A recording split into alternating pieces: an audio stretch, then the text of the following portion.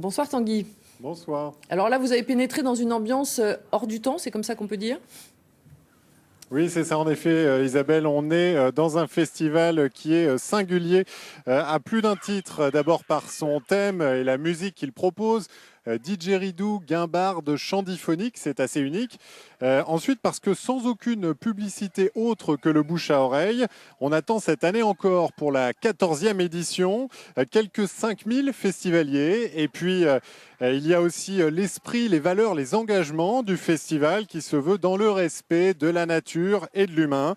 On va en parler dans quelques instants avec nos deux invités. Mais avant cela, je vous propose de regarder ce reportage tourné hier pour découvrir un petit peu l'ambiance pendant les dernières heures de montage du festival.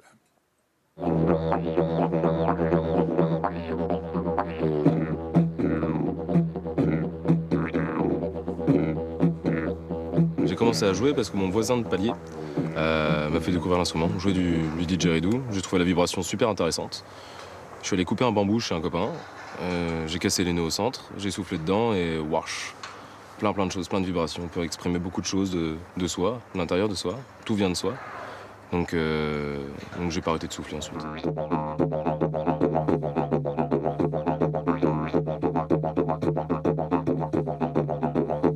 Simon et Tom B se sont rencontrés sur le festival il y a 7 ans. Rapidement, ils ont formé un groupe sur Poitiers, puis une association autour de leur instrument. Chaque année, évidemment, ils se retrouvent à Hervaux, un incontournable retour aux sources. Très reposant de venir ici. Quand on passe 3 jours, on a l'impression d'être parti 2-3 semaines en vacances. Quelque chose d'assez extraordinaire. Et puis ce potentiel de rencontre, de partage, des savoirs, des savoir-faire. Il y a plein de choses, plein d'ateliers à faire, des ateliers gratuits, plein de belles personnes à rencontrer. Donc voilà, c'est un mélange de tout ça qui fait qu'on aime bien venir ici.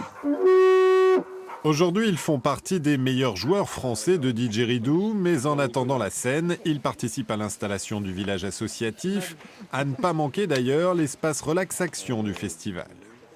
On a pas mal de massages sonores, expérimentation sur le corps, de qu'est-ce que ça fait un instrument de musique quand on le fait tout près du corps et quelle partie du corps ça fait. Ça. Expérimentation. En fait, ça va bien avec mettre plus de conscience dans nos vies. Et pour ceux qui voudraient se ressourcer encore plus près de la nature, ils peuvent tenter la promenade sensorielle jusqu'à la cime de ce tilleul.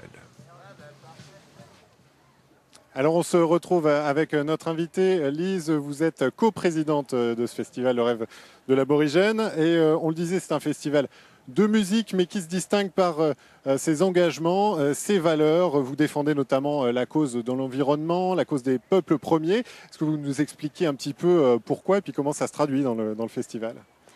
Je pense que déjà, dans votre question, vous donnez des éléments de réponse, puisque avec une phrase qui nous porte depuis la naissance de ce festival, dans le respect de la nature et de l'humain, forcément, il ne peut y avoir que de l'engagement qui vient se décliner sous différentes formes. Vous disiez notre intérêt tout particulier pour l'environnement, pour l'alimentation. Alors on parle de l'environnement externe, la nature, etc. Mais aussi l'environnement interne, tout ce qu'on peut porter entre nous. Donc effectivement, ici, on va décliner cette phrase qui est vraiment porteuse de sens, qui est aussi une question dans le respect de la nature et de l'humain. C'est aussi une question. Et du coup, on vient réfléchir à chaque fois ce qui peut correspondre le mieux ou répondre le mieux et décliner. D'accord. Et alors, il y a une spécificité qui va exactement avec ce que vous me dites. C'est que c'est une autre spécificité, c'est un festival sans alcool, zéro alcool au Rêve de l'Aborigène. Et alors ça peut surprendre aussi pour un festival de l'été. On est souvent questionné effectivement sur cela. Alors il y a une histoire, puisque l'alcool effectivement vient parfois empêcher de penser, empêcher de s'exprimer, désinhiber de trop. Donc en un premier temps, c'était vraiment en soutien aux peuples aborigènes. Et puis en fait, on trouve un tas de bénéfices à ce sans-alcool. Et maintenant, c'est parfaitement admis. Et ça permet que le vrai héros de ce festival reste cet instrument millénaire, le didgeridoo. On a rencontré un didgemaker, Emmanuel, qui nous en dit un peu plus.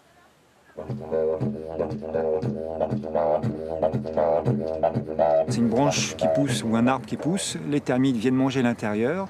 Ils font un trou à l'intérieur de cette branche. la branche meurt, tombe, et les aborigènes arrivent, enlèvent les termites qui restent à l'intérieur, mettent un peu de cire d'abeille et ils font un instrument de musique avec. Enfin, instrument de cérémonie plutôt pour les aborigènes au départ. Il y a quelques années, on va dire une quinzaine d'années, il y a des collègues qui ont eu l'idée de couper les branches en deux, dans toute la longueur, de les ouvrir, de creuser l'intérieur de chaque côté, de les recoller et de mettre des embouchures en bois. Et du coup, là, on est rentré dans la facture d'instruments à partir de ce moment-là.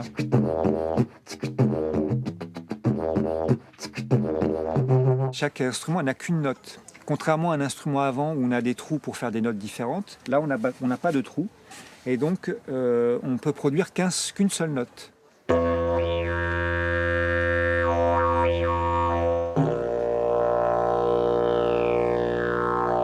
Et on va triturer cette note-là avec les lèvres pour produire des harmoniques.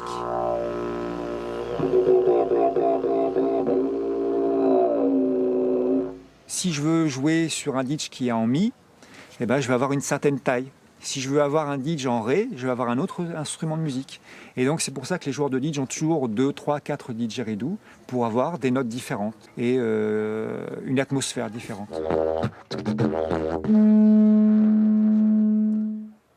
Nous sommes toujours en direct du festival Le Rêve de l'Aborigène avec Christophe Pellissier. Bonsoir, vous êtes le directeur artistique de ce festival et vous me le disiez tout à l'heure, non sans une certaine fierté, il y a ici la crème du didgeridoo mondial.